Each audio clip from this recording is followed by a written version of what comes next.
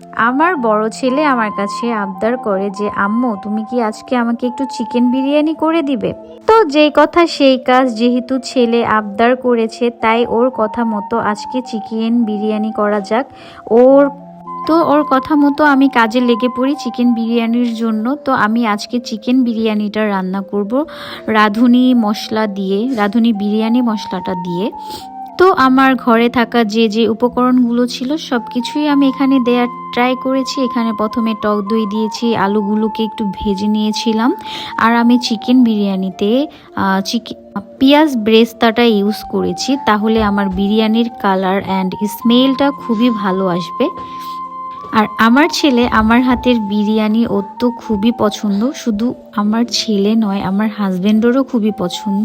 তারপর আমি এখানে কিছুটা লবণ আর একটু টমেটো সস দিয়ে দিলাম। দেওয়ার পর মাংসটাকে ভালোভাবে ভাজা ভাজা করার পর এখানে আমি কিছুটা কাজু বাদাম আর কাঠবাদাম একটু থেতলিয়ে এর মধ্যে দিয়ে দিয়েছি।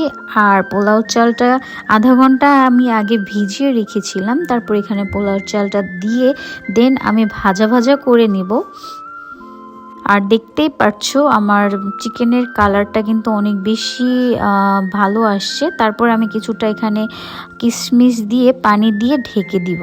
তারপর যখন পানিটা কমে আসবে তখন আমি এর মধ্যে গুঁড়া দুধ আর একটু কেওড়া জল দিয়ে দিব। আর নামানোর আগে অবশ্যই একটু ঘি দিয়ে দিব, তাহলে স্মেলটা আর খেতেও খুব ভালো হবে। আমার ছেলে খেয়ে বলতেছিল মার্ভেলাস।